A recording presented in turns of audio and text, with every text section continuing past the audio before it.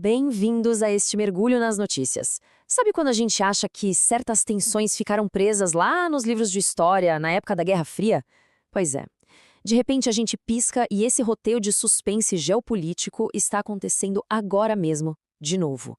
E o mais chocante, literalmente aqui do lado, perigosamente perto da nossa costa.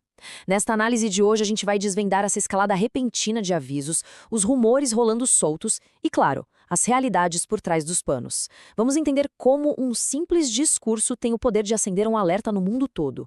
E para a gente entender o tamanho da gravidade desse momento, olha só o peso dessa expressão, banho de sangue. É ou não é uma frase absolutamente incendiária? Pois foi exatamente essa declaração que veio da presidência cubana. Eles alertaram sobre consequências incalculáveis para a paz regional se houver qualquer tipo de agressão militar. O que chama muito atenção aqui não é só a força colossal dessas palavras, mas o timing da coisa. Sabe, no mundo da diplomacia, os líderes não costumam soltar termos tão extremos do nada. Tem sempre uma intenção muito clara. É aquele tipo de frase projetada justamente para chocar e mostrar logo de cara que as apostas na região estão altíssimas. Mas aí fica aquela pergunta que não quer calar. O que será que engatilhou essa escalada tão brusca na retórica política? Por que falar isso agora? Quem acompanha de perto o tabuleiro internacional já começa a se questionar. Será que tem manobras geopolíticas invisíveis rolando? Planos silenciosos nos bastidores? Ou, quem sabe, relatórios de inteligência contestados que serviram de faísca para um aviso público tão dramático?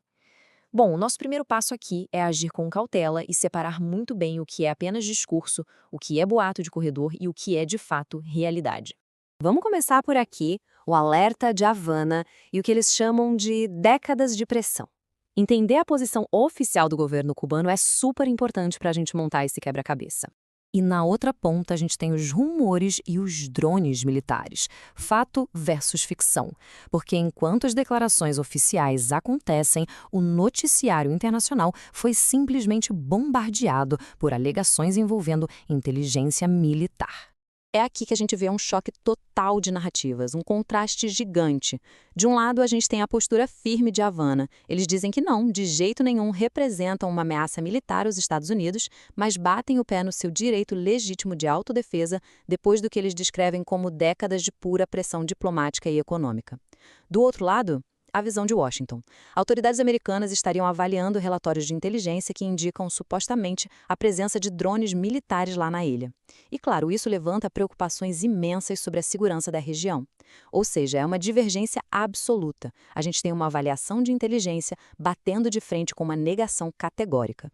Tá, mas o que exatamente está colocando lenha nessa fogueira de rumores? Muito se fala sobre esses relatórios de drones militares. Mas, gente, o detalhe crucial que a gente não pode perder de vista é a falta de uma confirmação pública, independente e definitiva sobre isso. Até agora, não há fatos concretos na mesa. Sem contar que as especulações ganham um corpo enorme com essas histórias de suposta cooperação tecnológica entre Cuba e aliados globais. É muito importante a gente lembrar que, pelo menos por enquanto, esse cenário está dominado por hipóteses e não por fatos confirmados de forma independente. Mas, no xadrez da geopolítica, a simples percepção de uma ameaça frequentemente já é o suficiente para ditar uma reação pesada. O que nos leva ao nosso próximo ponto crucial: o peso da geografia e o fato de estarem perigosamente perto.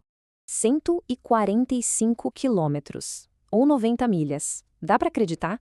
Isso é basicamente a distância de uma viagem curtinha de carro no fim de semana. É só essa faixa minúscula de água que separa a costa da Flórida do território cubano. Visualizar esse número bruto assim mostra bem o peso histórico e estratégico absurdo desse pedacinho de mar. Quando a gente fala de estratégia militar e segurança nacional, 145 quilômetros não é uma distância, é essencialmente o quintal da frente. É por isso que qualquer boatozinho, por menor que seja, vira uma dor de cabeça de proporções massivas em questão de segundos. E, convenhamos, essa proximidade toda carrega uma bagagem histórica que pesa 1 tonelada. Não estamos falando de dois vizinhos que tiveram um desentendimento na semana passada. Existe um histórico pesadíssimo de décadas de sanções econômicas duríssimas. Tem também aquelas alegações complexas e contínuas de espionagem de ambos os lados. E, claro, as memórias assustadoras lá da Guerra Fria, quando o mundo inteiro prendeu a respiração. Junta tudo isso e o que temos? Uma desconfiança mútua enraizada até os ossos. Esse passado transforma aquela curta distância num verdadeiro campo minado diplomático, onde um passo em falso pode ser um desastre. Agora, a gente não pode esquecer de mencionar o fator Guantánamo e o que ele representa como um símbolo permanente. Para quem talvez não tenha os detalhes frescos na memória, Guantánamo é uma base militar americana que fica ali encravada bem no solo cubano, fruto de acordos históricos super controversos. E é fascinante notar a dualidade desse lugar. Para os americanos, é um posto estratégico vital de segurança avançada. Já para os cubanos, é visto como um símbolo inaceitável e permanente de interferência externa. Os analistas batem na mesma tecla. Se rolar qualquer tipo de escalada física de verdade, essa base vai virar imediatamente o epicentro magnético de toda a tensão, simplesmente porque já está fisicamente lá, inserida na ilha.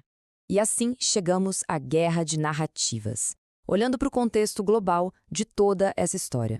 Porque o perigo real aparece quando a gente mapeia o risco no mundo todo.